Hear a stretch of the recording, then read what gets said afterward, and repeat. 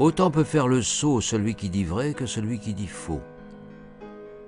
Car nous sommes sur la manière, non sur la matière. Michel de Montaigne. Les téléspectateurs de Nom de Dieu trouvent que généralement la phrase, elle va trop vite. On n'a pas eu le temps vraiment de l'assimiler, alors on va la redire ensemble. Autant peut faire le sot celui qui dit vrai que celui qui dit faux, car nous sommes sur la manière, non sur la matière. Montaigne. Alors là, je me tourne désespérément vers le professeur de philosophie. Monsieur le professeur, expliquez-nous. En fait, c'est très simple. La bêtise n'est pas une affaire de contenu. Ah, vous pouvez dire que la Terre est plate. Mais celui qui dit que la Terre est plate, sa bêtise est soluble dans un apprentissage. Celui-là n'est pas bête, puisque cette bêtise, elle est vincible par l'intelligence, par un apprentissage. La bêtise est une affaire de forme. Beaucoup plus redoutable est la bêtise de celui qui croit qu'il suffit d'être intelligent pour ne plus être bête. Parce que celui-là devient sectaire. Par conséquent, autant peut faire le sot celui qui dit vrai que celui qui dit faux. L'essentiel n'est pas de savoir si l'on dit vrai ou si l'on dit faux. La question est de savoir ce qui nous fait parler. Est-ce que ce qui nous fait parler, c'est le doute ou est-ce que c'est la conviction? Si c'est le doute, tout va bien. Si c'est la conviction, en un sens, c'est que vous n'avez rien approfondi. La bêtise est fonction du degré de doute que l'on dépose à l'intérieur de sa propre parole, au fond. Donc c'est ce que dit Montaigne ici. C'est tout le sens de son scepticisme. Autant peut faire le sot celui qui dit vrai que celui qui dit faux. Il ne suffit pas de dire vrai pour être intelligent, sinon on serait tous intelligents. C'est très facile de dire vrai. Rien n'est plus facile que d'enfiler des vérités comme on enfile des perles. Et alors, Montaigne prolonge sa démarche en disant parce que nous sommes sur la matière, sur la manière et non sur la matière. Il privilégie la manière à la matière. Alors les gens... La forme et le fond? Justement pas. C'est que la plupart des gens disent voilà, quelqu'un qui privilégie la forme sur le fond, c'est un homme superficiel. Il est frivole, Montaigne. Il s'intéresse plus à la forme qu'au fond.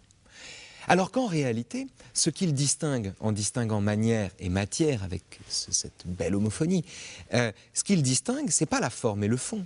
C'est la structure d'un discours et son intention. Pour le dire très simplement, vous pouvez avoir, par exemple, à l'extrême droite ou à l'extrême gauche, des intentions ouvertement antagonistes, et frontalement antagonistes, et ouvertement différentes. Vous dites frontalement, front de droite, front de gauche. Par exemple, on peut dire ça. Front national, front de gauche, tiens, puisque servons-nous du fait qu'ils emploient après tout pour moitié le même terme, front national et front de gauche. A priori, rien ne les identifie les uns aux autres. Or, on s'étonne qu'il y ait des passages qui s'opèrent d'un côté vers l'autre. Et c'est d'ailleurs le plus souvent du front de gauche vers le front national que le passage s'opère en ce moment en France. Comment comprendre cela? Non pas par une convergence idéologique, non, mais par une communauté de formes.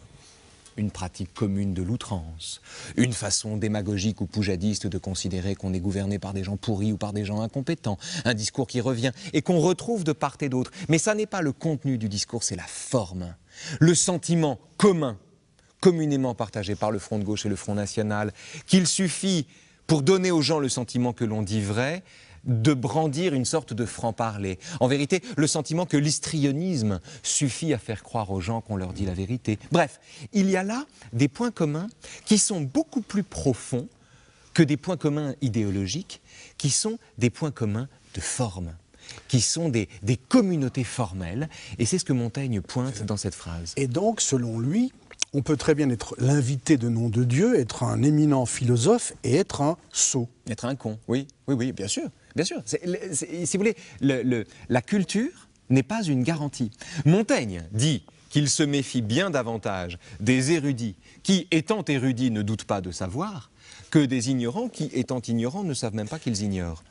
Alors là, on est au cœur, livre 3, chapitre 8, l'art de conférer, c'est-à-dire l'art de la conversation, en fait. C'est ce que nous faisons là, modestement, vous et moi.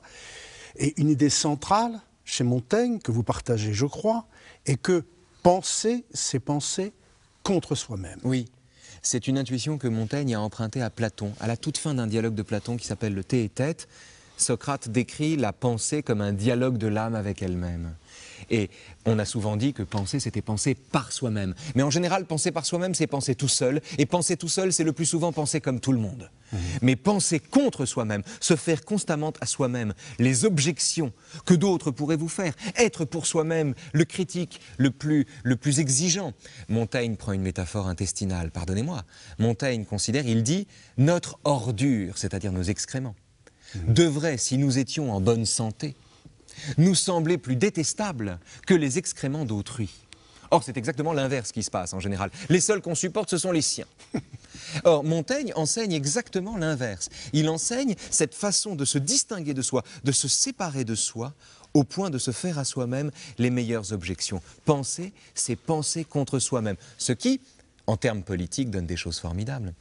Vous ne verrez jamais en politique quelqu'un, un interlocuteur de droite, être convaincu par l'interlocuteur de gauche et inversement.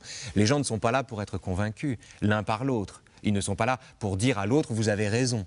Or pourtant, ils prétendent argumenter l'un et l'autre, ils parlent au nom de la raison. Mais l'enjeu, c'est d'avoir raison de l'autre, c'est pas d'avoir raison. Et ce que Montaigne lui enseigne dans ce chapitre, c'est qu'il se sent plus fort de la victoire qu'il remporte sur lui-même quand il s'incline devant les arguments de son adversaire. Et moi, je voterai tout de suite pour un homme politique qui saurait dire à son adversaire « c'est vous qui avez raison ». Le jour où vous l'aurez rencontré, vous me le présenterez. Oui, Hein. ça n'arrive pas, c'est pas demain la veille. Quel est le point commun entre Montaigne et Molière? Je vois dans le bourgeois gentilhomme un personnage qui incarne à merveille ce faux vrai. Le maître ce de vrai philosophie, bien sûr.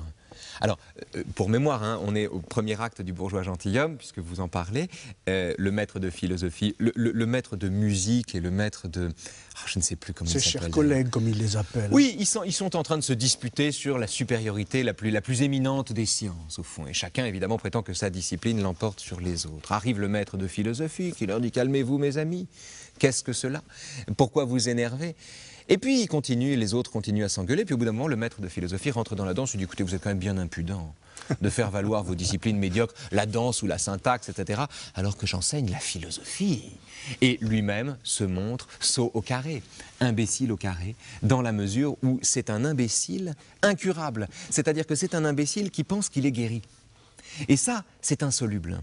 C'est-à-dire que la bêtise est un adversaire redoutable à la seconde où celui qui en est le porte-parole ou le meilleur émissaire considère qu'il en est lui-même exempté. Mais c'est désespérant parce que ça veut dire que la posture du croyant et de l'athée est à chaque coup une fausse posture et que seul l'agnostique est dans le juste. Je ne sais pas si seul l'agnostique est dans le juste, mais souvenez-vous de Madame Bovary, vous avez cité le bourgeois gentilhomme. À la fin de Madame Bovary, devant le cadavre d'Emma Bovary, Monsieur Homais, le voltairien, celui qui fustige les évangiles, discute avec l'abbé Bournisien, qui dit quand même, Voltaire, il exagère. Et alors les deux s'engueulent, et ils ne sont pas d'accord. Et il y en a un qui dit, relisez Voltaire, l'autre qui dit, relisez la Bible. Et puis... ils s'endorment à la fin, et ils ronflent, et leurs ronflements se ressemblent. Et Flaubert pointe à quel point ces deux individus ronflent de la même manière. Ce sont les mêmes, ce sont les mêmes. Soit dit en passant, à tous ceux de vos compatriotes qui vivent aujourd'hui dans un climat quasiment de guerre des religions entre laïcs et ceux qui ne le sont pas. C'est étonnant de voir à quel point les tenants d'une doctrine se ressemblent, que ces doctrines s'opposent ou non. Et c'est la grande leçon de Montaigne, de Flaubert dans Madame Bovary, de Proust un peu partout, et de la philosophie de façon générale. Nietzsche a dit que la philosophie consistait à nuire à la bêtise. Nuire à la bêtise, ça n'est pas apprendre des choses. Nuire à la bêtise, c'est montrer à celui qui croit savoir qu'en réalité, il ne sait rien. Ou plus exactement, qu'il lui reste tout à apprendre. Et qu'au fond, aller de la vérité au doute, c'est progresser.